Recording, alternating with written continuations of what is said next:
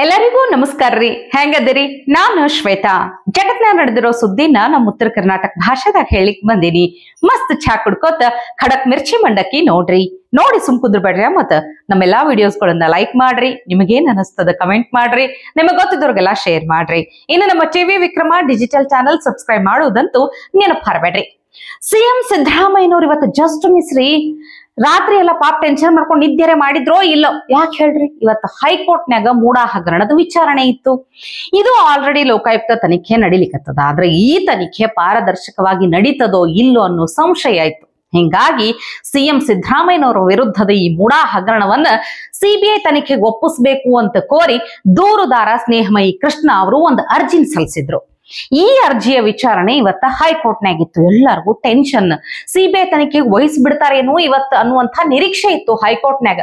ವಿಚಾರಣೆ ಅಂತೂ ನಡೀತು. ಆದ್ರೆ ಈ ವಿಚಾರಣೆ ಜನವರಿ 27ಕ್ಕೆ ಮತ್ತ ಮುಂದೂಡ್ಬಿಟ್ರು. ಹಂಗಾದ್ರೆ ಇನ್ನೊಂದು 12 ದಿನ ಸಿಎಂ ಸಿದ್ದರಾಮಯ್ಯನವರಿಗೆ ಫುಲ್ ರಿಲೀಫ್. ಇವತ್ತು ಹೈಕೋರ್ಟ್ನಾಗ ಎರಡೂ ಕಡೆಯಿಂದ ವಾದ ಪ್ರತಿವಾದ ಎಲ್ಲ ಆಯ್ತು. ಸ್ನೇಹಮಯಿ ಕೃಷ್ಣ ಅವರ ಪರವಾಗಿರುವಂತ ವಕೀಲರದಾರ್ಲ ಮಣಿಂದರ್ ಸಿಂಗ್ ಅವರು ವಾದ ಮಂಡಿಸಿದ್ರು. ಹಂಗೆ ಸಿಎಂ ಸಿದ್ದರಾಮಯ್ಯನವ್ರ ಪರ ವಕೀಲರದಾರ್ಲ ರವಿ ವರ್ಮ ಕುಮಾರ್ ಅವ್ರನ್ನು ಪ್ರತಿವಾದ ಮಂಡಿಸಿದ್ರು. ಎಲ್ಲ ಆಯ್ತು, ಖರೆ ಅದ. ಆದ್ರ ಇಲ್ಲಿ ಏನ್ ರಿಟ್ ಅರ್ಜಿ ಸಲ್ಲಿಸ್ಯಾರಲ್ಲ, ಈ ರಿಟ್ ಅರ್ಜಿಗೆ ಆಕ್ಷೇಪಣೆ ಸಲ್ಲಿಸ್ಲಿಕ್ಕ ಸಿಎಂ ಪರ ವಕೀಲರು ಹೆಚ್ಚಿನ ಟೈಮ್ ಕೇಳಿದ್ರು. ಇದನ್ನು ಪರಿಗಣಿಸಿದಂತ ಹೈಕೋರ್ಟ್ ಈ ಅರ್ಜಿ ವಿಚಾರಣೆಯನ್ನ ಜನವರಿ 27ಕ್ಕೆ ಮುಂದೂಡ್ಬಿಟ್ಟದು. ಅಂದ್ರ ಇನ್ನೊಂದ್ ಸ್ವಲ್ಪ ರಿಲೀಫ್ ಆಗಿರ್ಬೋದು ನೋಡ್ರಪ್ಪ ಸಿಎಂ ಸಿದ್ದರಾಮಯ್ಯನವರು. ಇಷ್ಟು ದಿನ ಗುತ್ತಿಗೆದಾರ ಸಚಿನ್ ಅವ್ರ ಕೇಸ್ ಆಯ್ತು, ಅದು ಸಣ್ಣಗ್ ಹಂಗೆ ನಡೆದದ ಸುದ್ದಿ. ಅದ್ರ ಜೊತೆಗೆ ಈಗ ಕಿಯೋನಿಕ್ಸ್ ಪಾಳೆನೂ ಬಂದದ್ ನೋಡ್ರಿ.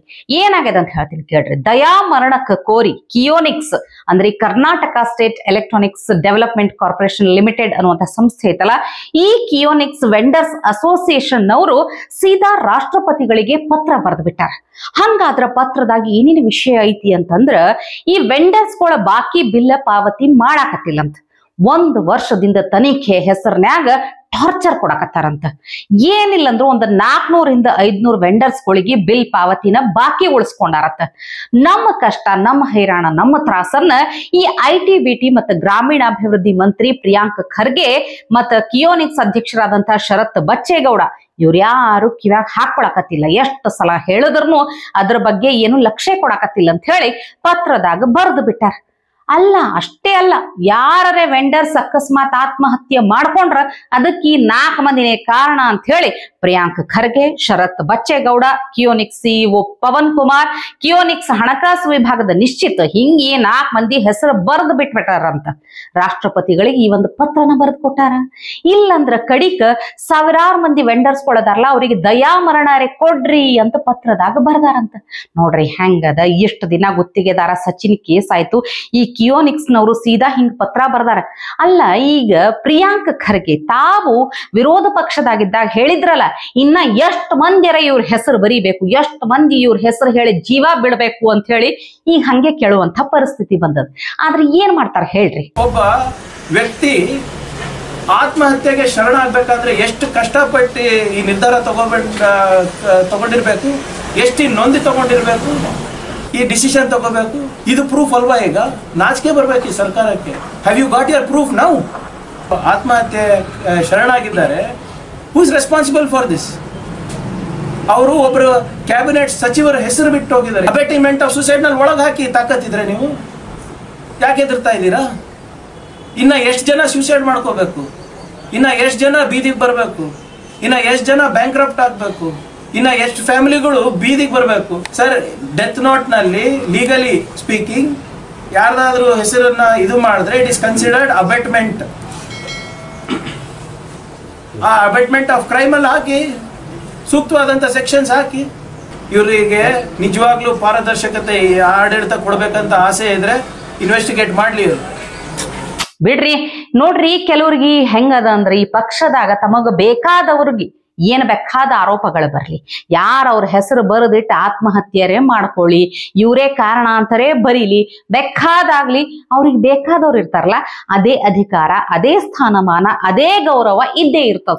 ಆದ್ರ ಪಾಪ ಇಲ್ಲಿ ಕೇಳ್ರಿ ಎಂತ ವಿಚಿತ್ರ ಸುದ್ದಿ ಅಂತ ಹೇಳ್ತೀನಿ.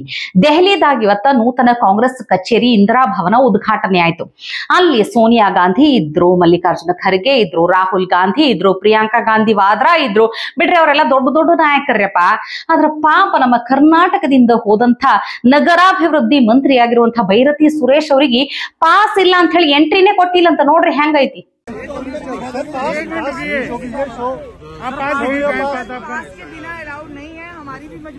बिना पास के एंट्री नहीं किसी की। आप पास के बिना अलाउड नहीं है, हमारी भी मजबूरी है। बिना पास के एंट्री नहीं किसी की। ಪಾಪ ನನಗೆ ಈ ವಿಡಿಯೋ ನೋಡಿ ನನ್ನವರು ಯಾರೂ ಇಲ್ಲ, ಯಾರಿಗೆ ಯಾರೂ ಇಲ್ಲ ಅಂತ ಹಾಡ್ಬೇಕು ಅನ್ಸ್ಲಿಕ್ಕತ್ತದ. ಏನ್ ಮಾಡ್ತೀರಿ ಹೇಳ್ರಿ. ಇನ್ನು ದಿಲ್ಲಿದೇ ಮತ್ತೊಂದು ಸುದ್ದಿ ಅದ ಹೇಳ್ತೀನಿ ಕೇಳ್ರಿ. ಶಾಕಿಂಗ್ ಸುದ್ದಿ. ಏನಿಲ್ಲ ಅಂದ್ರೂ ಒಂದು 400ಕ್ಕಿಂತ ಹೆಚ್ಚು ಸಾಲಿಗಳಿಗೆ ಹೋದ ಒಂದಿಷ್ಟು ತಿಂಗಳಿಂದ ಈ ಸುಳ್ಳು ಬಾಂಬ್ ಬೆದರಿಕೆ ಕರೆ ಬರ್ಲಿಕ್ಕತ್ತಿದ್ವು. ಈ ಪ್ರಕರಣಕ್ಕೆ ಸಂಬಂಧಪಟ್ಟಂಗ PUC ಓದ್ಲಿಕ್ಕತ್ತಿದ್ದ ಹುಡುಗನನ್ನ ದೆಹಲಿ ಪೊಲೀಸರು ಅರೆಸ್ಟ್ ಮಾಡ್ಯಾರ. ಈ ಒಂದು ವಿಚಾರಣೆ ಮಾಡಿದಾಗ ಏನಂದ್ರ, ಈ ಹುಡುಗನ ಕುಟುಂಬದವರು ಈ ಸಂಸತ್ ಮೇಲಿನ ದಾಳಿದಾಗ ಗಲ್ಲು ಶಿಕ್ಷೆ ಗುರಿಯಾಗಿದ್ದಂತ ಉಗ್ರ ಅಫ್ಜಲ್ ಗುರು ನೆನಪೈತಲ್ಲ, ಈ ಅಫ್ಜಲ್ ಗುರುವನ್ನು ಬೆಂಬಲಿಸಿದ್ದಂತ ಒಂದು ಸರ್ಕಾರೇತರ ಸಂಸ್ಥೆ ಜೊತೆಗೆ ಈ ಹುಡುಗನ ಕುಟುಂಬದವರು ನಂಟು ಹೊಂದಿದ್ರು ಅನ್ನೋ ವಿಷಯ ಬೆಳಕಿಗೆ ಬಂದ್ಬಿಟ್ಟದ. ಈ ಹುಡುಗ ಹೋದ ಒಂದು ವಾರದಿಂದ ಒಂದಿಷ್ಟು ಸಾಲಿಗಳಿಗೆ ಇಮೇಲ್ ಮಾಡ್ಕೊಂತ ಹುಸಿ ಬೆದರಿಕೆ ಕರೆ ಮಾಡ್ಲಿಕ್ಕತ್ತಿದ್ದ ಅಂತ ಗೊತ್ತಾಗೈತ್ ನೋಡ್ರಿ. ಇದ್ರ ಬಗ್ಗೆ ಈ ಹುಡುಗನ ಸುಳಿವು ಸಿಕ್ಕಿತ್ತು, ಕ್ಲೂ ಸಿಕ್ಕಿತ್ತು. ಹಿಂಗಾಗಿ ಏನ್ ಮಾಡ್ಯಾರ ಅಂದ್ರ ಆ ಹುಡುಗಂದು ಲ್ಯಾಪ್ಟಾಪ್ ಎಲ್ಲಾ ಪರಿಶೀಲನೆ ಮಾಡ್ಯಾರ. ಹೋದ ಒಂದು ವರ್ಷದಿಂದ ಅವ ಏನ್ ಮಾಡ್ಯಾನಂದ್ರ ಈ ವರ್ಚುವಲ್ ಪ್ರೈವೇಟ್ ನೆಟ್ವರ್ಕ್ VPN ಅಂತ ಬಳಸಿ ಹುಸಿ ಬಾಂಬ್ ಬೆದರಿಕೆ ಕರೆ ಹಾಕಿದ್ನಂತ. ಅದ್ರ ಮೊದಲ ಅರೆಸ್ಟ್ ಮಾಡಿ ಆದ್ಮೇಲೆ ಹೇಳಲಿಕ್ಕೆ ಏನ್ ಹೋಗ್ಯಾನಂದ್ರ ಪರೀಕ್ಷೆಯಿಂದ ತಪ್ಪಿಸ್ಕೊಳ್ಳಕ್ ಹಿಂಗೆಲ್ಲಾ ಮಾಡೀನಿ ಅನ್ನುವಂತ ವಿಷಯ ಹೇಳಾನಂತ. ಆದ್ರೆ ಹೆಂಗ್ ನಂಬ್ಲಿಕ್ ಆಗ್ತದ ಹೇಳ್ರಿ. ಪರೀಕ್ಷೆಯಿಂದ ತಪ್ಪಿಸ್ಕೊಳ್ಳಕ್ ಯಾರ PUC ಓದುವಂತ ಹುಡುಗರು ಹಿಂಗ ಸಾಲಿಗೆ ಸುಳ್ಳು ಬಾಂಬ್ ಬೆದರಿಕೆ ಕರೆ ಮಾಡ್ತಾರೇನ್? ಹಿಂಗಾಗಿ ಪೊಲೀಸರಿಗೆ ಡೌಟ್ ಬಂದದ. ಅಷ್ಟೇ ಅಲ್ಲ, ಅವನು ಪೋಷಕರು, ಅವನು ಕುಟುಂಬದವ್ರಿಗೆಲ್ಲ ಈ ಅಫ್ಜಲ್ ಗುರು ಮ್ಯಾಲ ಬಹಳ ಅನುಕಂಪ, ಬಹಳ ಕರುಣೆ ಐತಂತ. ಹಿಂಗಾಗಿ ಬೇರೆ ಬೇರೆ ಎಲ್ಲಾ ಆಯಾಮಗಳಿಂದ ನಾವು ತನಿಖೆ ಮಾಡ್ತೀವಿ ಅಂತ ಪೊಲೀಸರು ಹೇಳ್ಯಾರ ನೋಡ್ರಿ. ಇನ್ನು ನಮ್ಮ ಮಿರ್ಚಿ ಮಂಡಕ್ಕಿದಾಗ ಕಡಿಕ ಒಂದರೆ ಮಜಾ ಆಗಿರುವಂತಹ ಟ್ರೋಲ್ ಆಗಿರುವಂತಹ ವಿಡಿಯೋಗಳನ್ನ ನೋಡಿಲ್ಲ ಅಂದ್ರ ಹೆಂಗ್ ಹೇಳ್ರಿ, ಪೂರ್ಣನೇ ಆಗುದಿಲ್ಲ. ಆದ್ರ ಪ್ರತಿ ಸಲ ನಾ ಹೇಳ್ತಿದ್ದೆ ಬಹಳ ಮಜಾ ಅದ, ಭಾರಿ ವಿಡಿಯೋ ಅದಾವ ಅಂತ ಹೇಳಿ. ಈ ವಿಡಿಯೋದಾಗೂ ಅಷ್ಟೇ ಕ್ರಿಯೇಟಿವಿಟಿ ಅದ. ಅದ್ರ ಹಾಡಿನ ಸಾಹಿತ್ಯ ಭಾರಿ ಅದ. ಅದ್ರ ಹಾಡ್ದವ್ರು ಸಹಿತ ಥೇಟ್ ಅವರೇ ಖುದ್ದು ಹಾಡ್ದಂಗ ಅನಿಸ್ತೈತಿ. ಧ್ವನಿ ಭಾರಿ ಅದ, ಕ್ರಿಯೇಟಿವಿಟಿ. ಆದ್ರ ಒಂದು ಬೇಜಾರು, ಒಂದು ಅಳಕೆ ಏನಂದ್ರ ಪವರ್ ಸ್ಟಾರ್ ಪುನೀತ್ ರಾಜ್ಕುಮಾರ್ ಅವ್ರದ್ದು ಭಾರಿ ಫೇಮಸ್ ಆಗಿರುವಂತಹ ಹಾಡು. ಅವರನ್ನ ನಮ್ಮೆಲ್ಲರ ಪ್ರೀತಿ ಅಪ್ಪು ಅವರನ್ನ ಹಾಡಿ ಹೊಗಳಿದಂತ ಈ ಹಾಡನ್ನ ಅಣಕ ಮಾಡ್ಯಾರ. ಆದ್ರ ಬರೇ ರಾಜಕೀಯದ ದೃಷ್ಟಿಯಿಂದ ನೋಡಿದ್ರೆ ಇದ್ರಾಗ ಯಾವ್ದು ತಪ್ಪು ಎನ್ಸೋದಿಲ್ ಬಿಡ್ರಿ. ಇದರಿಂದಾಗಿ ಪವರ್ ಸ್ಟಾರ್ ಪುನೀತ್ ರಾಜ್ಕುಮಾರ್ ಅವ್ರಿಗಾಗ್ಲಿ ಅಥವಾ ಅವ್ರ ಸಿನಿಮಾಗಾಗ್ಲಿ ಅವ್ರ ಹಾಡಿಗಾಗ್ಲಿ ಯಾವುದೇ ರೀತಿ ಧಕ್ಕೆ ಬರುವುದಿಲ್ಲ. ರಾಜಕೀಯ ದೃಷ್ಟಿಯಿಂದ ನೋಡಿದ್ರ ಈ ಬಹಳ ಕ್ರಿಯೇಟಿವಿಟಿ ಅದ. ಒಂದ್ಸಲ ನೋಡ್ಕೊಂಡ್ ಬಂದ್ಬಿಡ್ರಿ.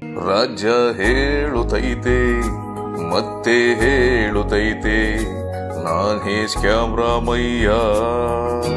ಇವತ್ತಿಗೆ ಸುದ್ದಿ ಸಾಕಲ್ಲ, ನಾಳೆ ಇಂಥವೇ ಮತ್ತೊಂದಷ್ಟು ಸುದ್ದಿ ತರ್ತೀನಿ. ಚಾ ಇಟ್ಕೊಂಡು ಮಿರ್ಚಿ ಮಂಡಕ್ಕಿ ನೋಡ್ಲಿಕ್ಕೆ ಕಾಯ್ಕೊಂಡಿರಿ. ಟಿವಿ ವಿಕ್ರಮ, ದೇಶ ನಿಮ್ಮ ಕೈಯಲ್ಲಿ. ಈ ಕಾರ್ಯಕ್ರಮ ನಿಮಗೆ ಇಷ್ಟ ಆಗಿದ್ದಲ್ಲಿ ಲೈಕ್, ಶೇರ್ ಹಾಗೂ ಕಮೆಂಟ್ ಮಾಡಿ. ಟಿವಿ ವಿಕ್ರಮದ ಕಾರ್ಯಕ್ರಮಗಳನ್ನು ನಿರಂತರವಾಗಿ ವೀಕ್ಷಿಸಲು ಸಬ್ಸ್ಕ್ರೈಬ್ ಮಾಡಿ, ಬೆಲ್ ಐಕನ್ ಒತ್ತಿ.